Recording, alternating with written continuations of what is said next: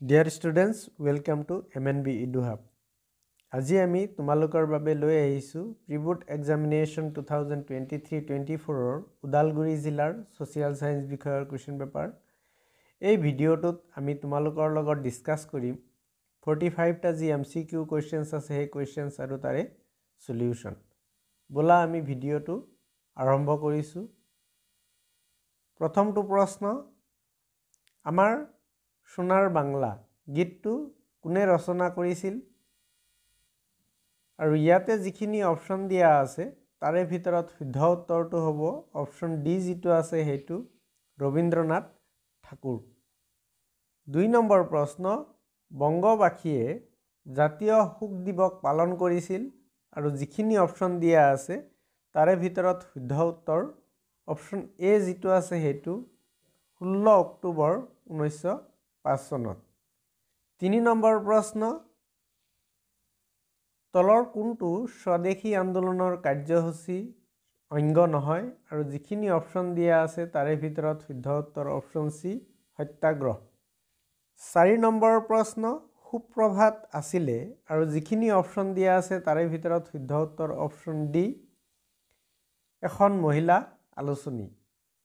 5 number প্ৰশ্ন, ভাৰত ত্যাগ প্ৰস্তাৱ কেতিয়া গ্ৰহণ কৰা হৈছিলে আৰু অপচনবোৰৰ মাজত শুদ্ধ উত্তৰ অপচন এ, 1942 চনত। 6 নম্বৰ প্ৰশ্ন, গান্ধী আৰউইন চুক্তি কেতিয়া স্বাক্ষৰিত হৈছিলে আৰু যিখিনি অপচন দিয়া আছে তাৰে ভিতৰত শুদ্ধ উত্তৰটো হ'ব অপচন বি, 5 মাৰ্চ 1931 চনত। 7 নম্বৰ প্ৰশ্ন, আজাদ হিন্দ ফৌজৰ জন্ম হৈছিল আৰু যিখিনি অপচন দিয়া আছে তাৰে ভিতৰত শুদ্ধ উত্তৰ অপচন বি, ছিংগাপুৰত।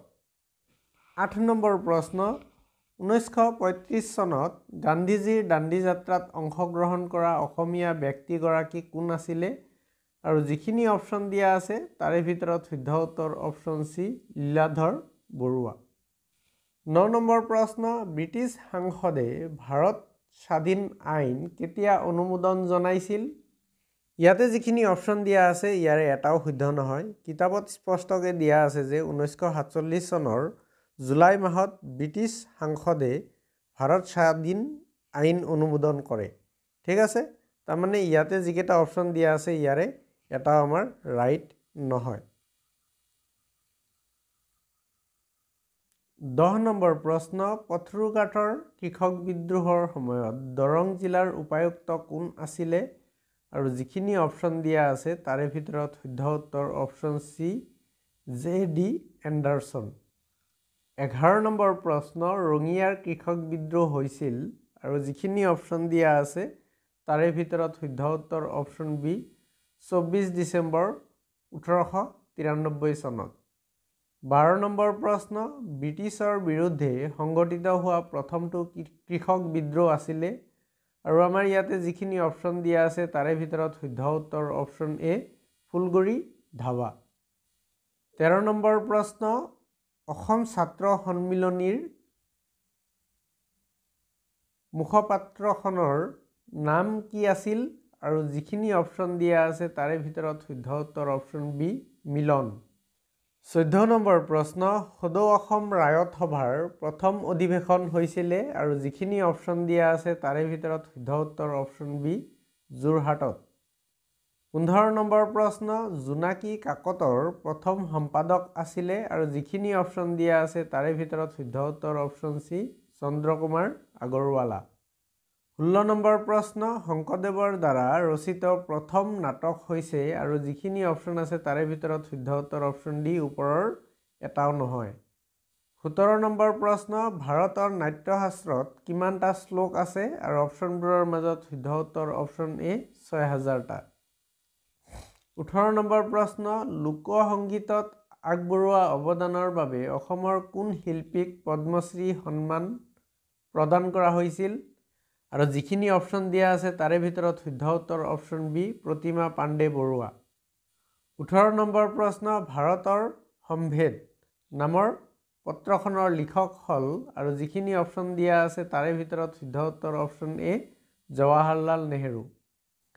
20 নম্বৰ প্ৰশ্ন এছিয়া আৰু আফ্ৰিকাক কোনখন সাগৰে পৃথক কৰিছে আৰু যিখিনি অপশ্যন আছে তাৰে ভিতৰত শুদ্ধ উত্তৰ অপশ্যন ডি লুইত সাগৰ।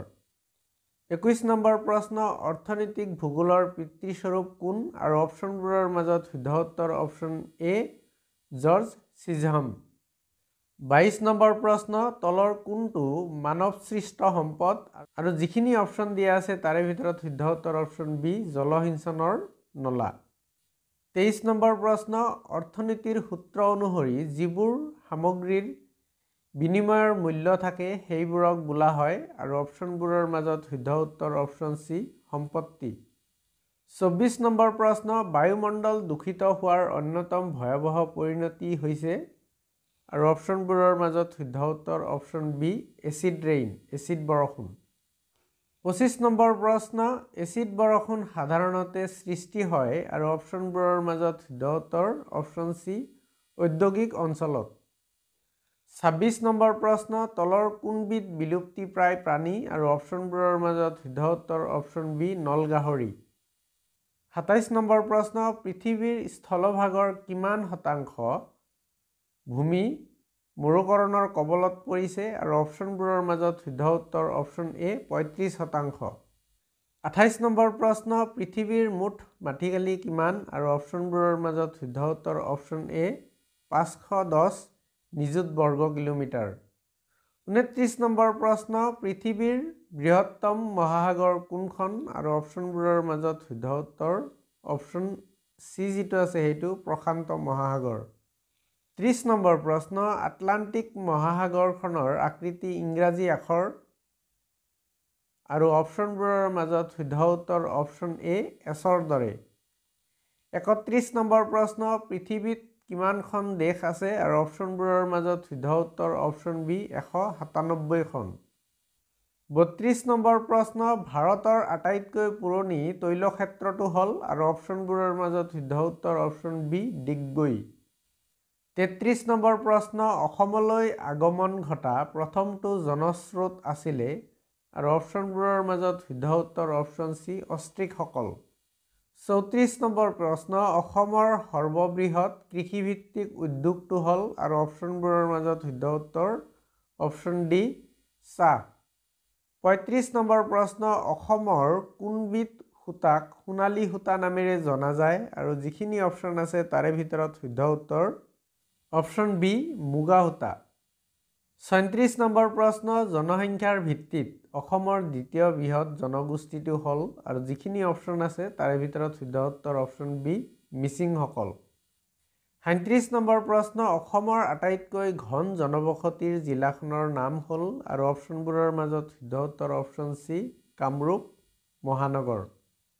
38 নম্বৰ প্ৰশ্ন ৰাষ্ট্ৰসংঘৰ দিৱস পালন কৰা হয় আৰু অপশ্যনবোৰৰ মাজত শুদ্ধ উত্তৰ অপশ্যন এ 24 অক্টোবৰ তাৰিখে।